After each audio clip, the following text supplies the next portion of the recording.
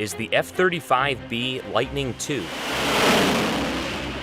The Marine Corps' multi-role fighter jet is equipped with the most advanced sensor suite of any fighter in history and the most powerful engine of any jet in the world, which can reach a top speed of 1,200 miles per hour. It's just revolutionized what fighter aircraft are capable of. And these are the pilots training to fly that $100 million aircraft. A lot of people just think, you show up, fly, and then go home, have a beer, but it's not all like that. Not only are you flying, but you're talking on 4 different radios. You're working the radar, you're working the T-FLIR, you're working the electrical optical system there while you're still navigating, talking to ATC, and then working weapons on top of that. Student pilots spend a year training to fly the F-35 Bravo here at the Marine Corps Air Station in Beaufort, South Carolina. This is a pilot's last stop before getting deployed to a fleet squadron overseas. And it's here they learn to handle the multi-role fighter jet in a variety of missions.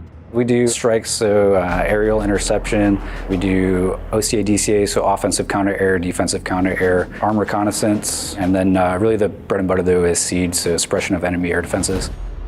The pilots we met are part of Marine Fighter Attack Squadron 501, also known as the Warlords. Once you complete here, they send you out to the fleet squadrons, out in Yuma or Japan. Student pilots in the training squadron have already completed flight school, so training is focused specifically on operating the F-35B. Eventually, every fighter pilot that comes through the Marine Corps is going to go fly an F-35. I'm Michael Watts. I'm a major in the Marine Corps.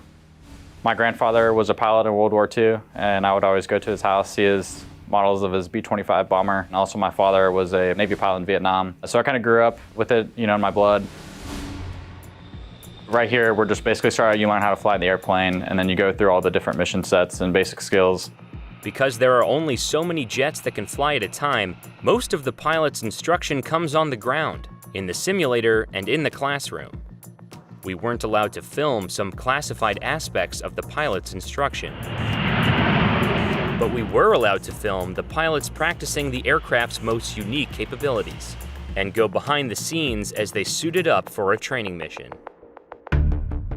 During training, it's crucial for the pilots to get comfortable executing the F-35B's STOVL maneuvers, because they'll have to master those techniques on an aircraft carrier. Really, the main thing is when we fly off the ship. So when I get out to Japan here in a few weeks, I'll eventually be learning how to fly off the ship. How do we get on there? We do vertical landings. How do we take off? We do short takeoffs. And so that's really the big reason why we're doing that.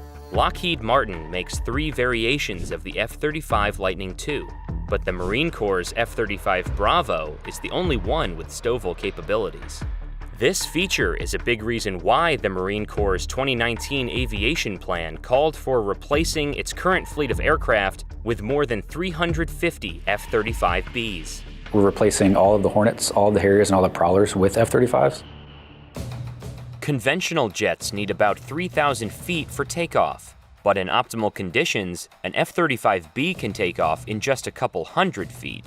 For a takeoff, we get onto the runway, and then at that point is when we initiate a conversion. We literally just hit a button, and then the plane goes through its transformer sequence, right? Once that's complete, we're now what's called STOVL mode. There's different kinds of short takeoffs we can do. My favorite's the button, it's called a button stow. And just I'm accelerating down the runway and literally just click a button, and then the plane will take off by itself. It's pretty incredible. And then shortly after takeoff, we can convert back to conventional mode once we get to a certain airspeed. Once in the air, actually handling the jet isn't the most difficult aspect of operating it. It's actually a really easy airplane to fly. It's more difficult to process the amount of information it provides to you, I would say, knowing where to look at the right time.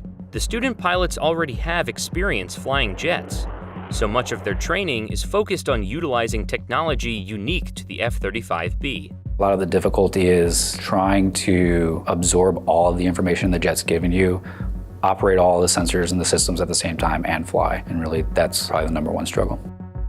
Once a practice mission is complete, pilots must take on another of the jet's unique features, executing a vertical landing. Having never done it, it was an experience. My brain telling me not to slow down because in the Hornet, slow down, that meant you're going to fall out of the sky. It's a normal approach to landing, like as if you're going to the runway, right? And then you're going to level off and then set a certain ground speed. And then at a certain distance from the pad, you're going to start a deceleration. And all that is just a click of a button. And then from there, you're making sure that you're centered on the pad. Then you just push forward on the stick and then descend right onto the pad.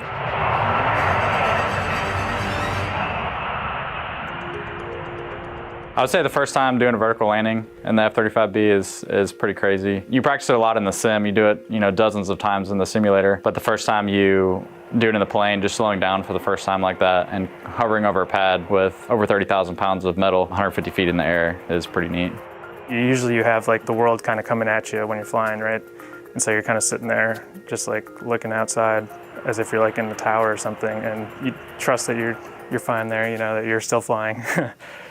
Before stepping foot in the cockpit, student pilots need to familiarize themselves with the gear needed to operate the F-35B, starting with their anti-gravity suit, which helps prevent them from losing consciousness while operating the jet.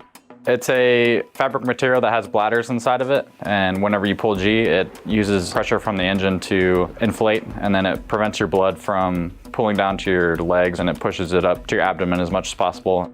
Each pilot's G-suit is custom made to fit perfectly around their lower body.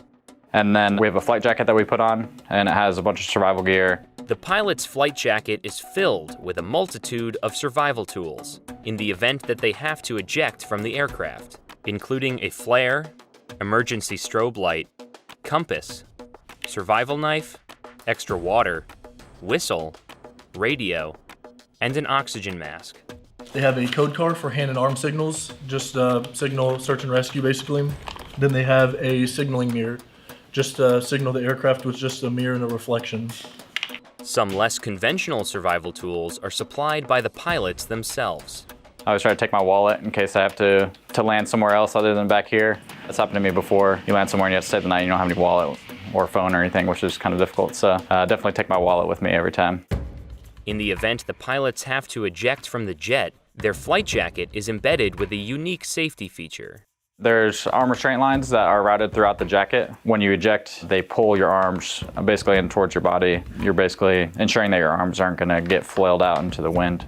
The jacket is also equipped with a flotation device in case the pilot has to eject over a body of water. So as soon as it touches the water, it will inflate the entire jacket, so they don't have to do anything if their arms are broken or anything after ejection. Last but not least, the pilots learn to utilize the most technologically advanced piece of equipment, their $400,000 helmets.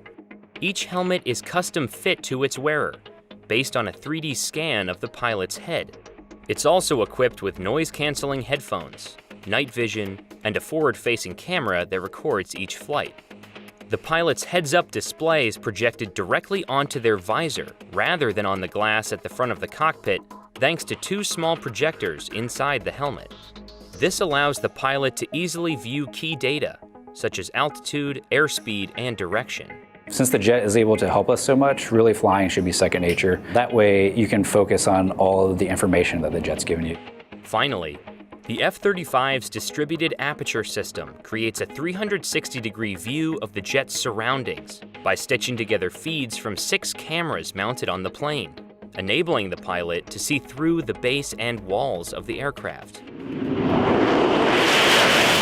I think a lot of people underestimate the amount of work it takes to become a pilot, and a fighter pilot specifically. A 1-hour flight, even a simulated one, might mean up to 6 additional hours of briefing, gearing up, flight inspections, and debriefing, not to mention the hours spent studying for each mission. So you could spend a whole day preparing and debriefing 1 single hour of flight. I think it's awesome to be in the 5th generation stealth fighter, kind of at the tip of the spear. It's a heavily weighted aircraft in terms of the combat power that the Marine Corps brings to the fight, and I'm honored to be a part of that. It's definitely pretty cool to carry on that tradition, talk to my dad about everything that I'm doing now and how it relates to what he did. All the airports that he flew into, some of the ones that I've flown into as well, so he has stories. It's pretty neat.